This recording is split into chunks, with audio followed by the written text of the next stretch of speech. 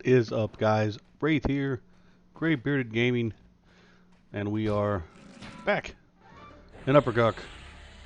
We are back at our Crocs.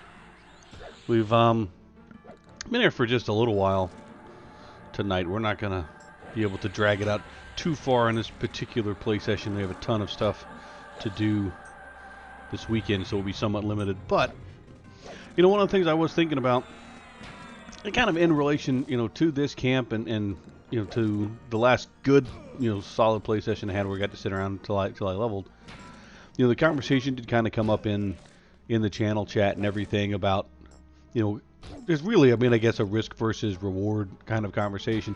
And I know that we touched on it before when we were playing our little buddy Trafton, that, there's an interesting line, right, between trying to be safe for the sake of the challenge, but then also apparently losing alligator. There he goes. But like I said, being safe for the sake of the challenge, but also either one, being bored to tears myself by just killing things that are tiny to me and not much of a challenge, or on the extreme flip side, of course, sitting in the same spot kind of forever and ever and ever because it's super safe and boring you guys to pieces. Which, again, it's an interesting thing, right? I mean, I play the game because I love the game. I thought the challenge would make things interesting. This is me just kind of documenting me torturing myself, even though I can't yet figure out why I've decided to do this sometimes. But like I said, one of the things, it becomes an interesting fine line, right? Because obviously the stark contrast between when I play, Stink here and say when I'm playing, my main character who's not challenge involved, I will take much higher risks on that guy, obviously, because I'm not worried about dying. I mean, he probably died. I mean, to put things in perspective, my main is a little mage, and being how I mostly skipped over blue. I didn't stick around on blue for very long, and I've been playing on live. So you forget the little subtleties, like mages don't get pets in Classic until like level 4. Those were some bad times, ladies and gentlemen. I'll put it that way. Very, very bad times. I would say that my mage would not have even made it out of the newbie zone before running out of lives.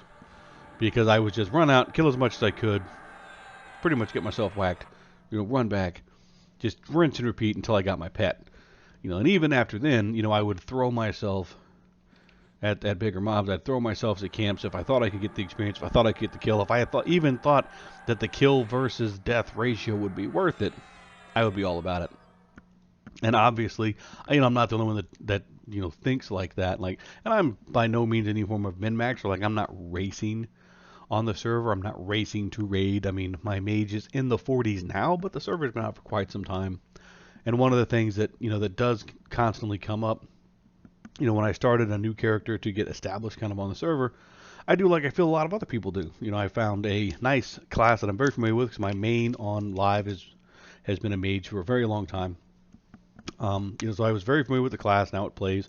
Your pet is typically more important than you. You don't really need gear. You need the pet spells, you need the pet items, things like that. But it's, you get comfortable. One of the huge differences I did notice, like I said, this time around, and full disclosure, we're going to sit here and kill some crocs, but a lot of this video is just going to be me talking, so you've been warned. But anyway, like I said, it's one of those things to where, I really, really love the game, and this one is a huge, stark contrast, obviously, from live, because if we were playing live and I'd spent this much time on live, I'd probably already be like level 40 or so by now. But one of the things that is slightly, of course, different is in a lot of cases, you do know what to do. You know kind of which spells to avoid. You don't have some of the same pitfalls that you did before when you're playing a caster. When you're playing certain classes, you know kind of what to go for and what to do. And again, and I'm not even as bad as some others. Like when I played my mage, I had a very specific route that I took with him to level him, not necessarily super fast, but in ways where he would make a pretty good amount of money, get himself set up, buy enough spells to move forward, and just keep on trucking. Because with a mage, of course, it is all about that pet spell and little to nothing else for the longest time. So long as you can get that next level pet spell, especially once you start getting, missed my turn, there we go. Especially once you start getting in that area, you know, where most of your pets become research and you only get the one pet at a time or things like that.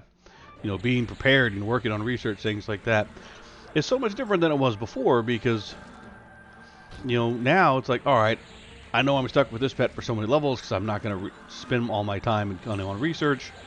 I know where to go. Which is one of the things I think, you know,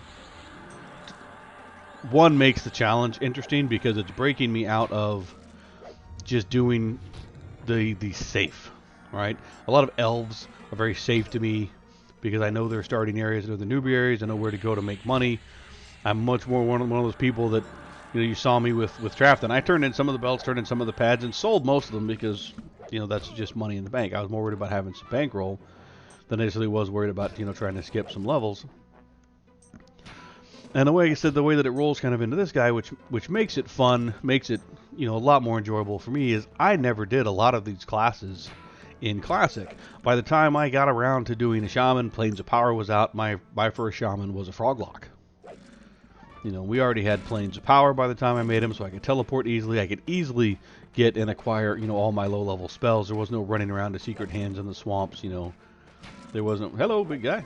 Let's hope that that doesn't mean I'm about to be trained. Been relatively good in this little area, but like I said, it's one of the things that does make the game, you know, very, very interesting. It makes it fresh. It makes it new. You know, it was the same thing with the Paladin. I've gotten lucky 2 times rolling the challenge, really. And then even with the Paladin, you know, I never played a Paladin in first time around, and I never even really played one on live.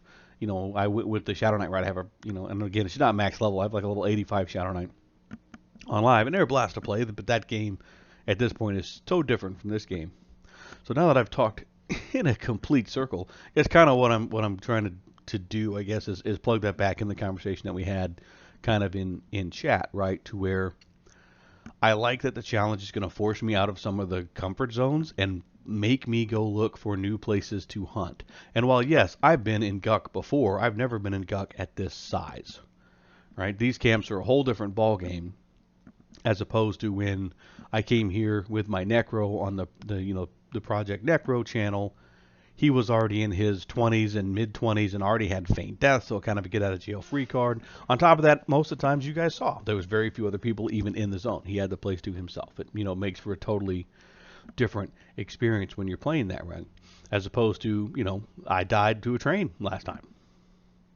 You know, my little Paladin has died to trains during the challenge. So, you know, makes it different. It makes it exciting and gets a really hard line, like I said, of that, you know, risk versus reward, because I don't think anybody wants to watch me, and quite frankly, I don't want to just sit out in the swamp farming greens all day just to ink out that next little level, you know. So I'm going to go back and forth kind of as we play, and by that I mean, you know, I'm going to look for, I probably need to get just a little bit more mana. With my luck, I'll get a tough one, get a couple resist.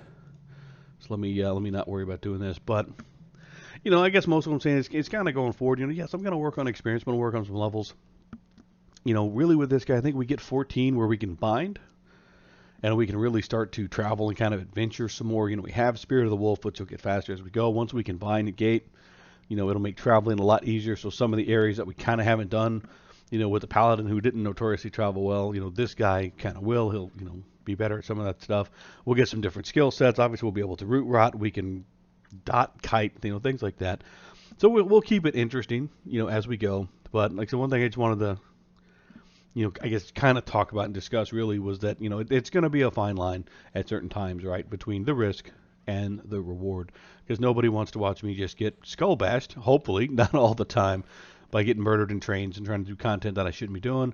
And at the same time, I don't think anybody really wants to watch me doing, you know, a perpetual newbie zone experience either, and that wouldn't be any fun for me either. So, you know, I think hey, we actually stuck this slow. At least we'll be pretty safe. And again, I know this one's, you know, really a lot of me talking, so I apologize. Somebody came looking for really good combat action in this set. Ooh,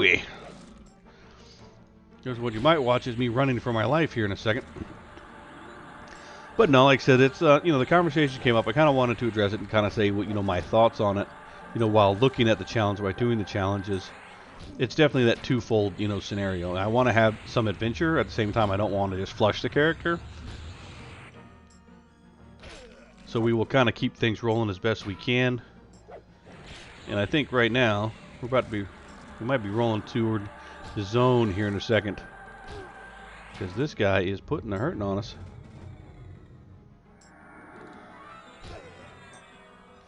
So let's see. We'll end with the drama section. I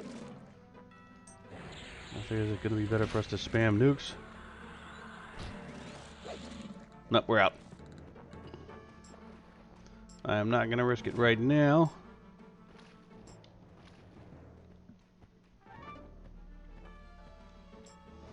Plus, we'll step aside. We'll put a new soul on ourselves, which would be great. But again, me running for my life, I think will be a pretty good. And from oh no,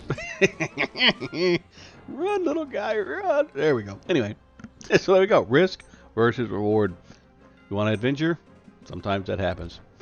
Anyway, guys, I know this one was a very, very talkative one, just kind of me running off at the mouth a little bit. Like I said, just kind of wanted to cover kind of that discussion, you know, just a little bit, to kind of say kind of my thoughts around it, right? Sometimes I do want to push it. I want it to be a challenge. I want it to be hard.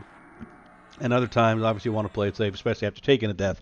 I tend to take it safe here for a little while. But having said all that, let's see. So far, we're, you know, about a bubble and a half into level, you know, in this play session. Again, I probably won't get a ton in this weekend, so I'll kind of do this kind of in one big cut.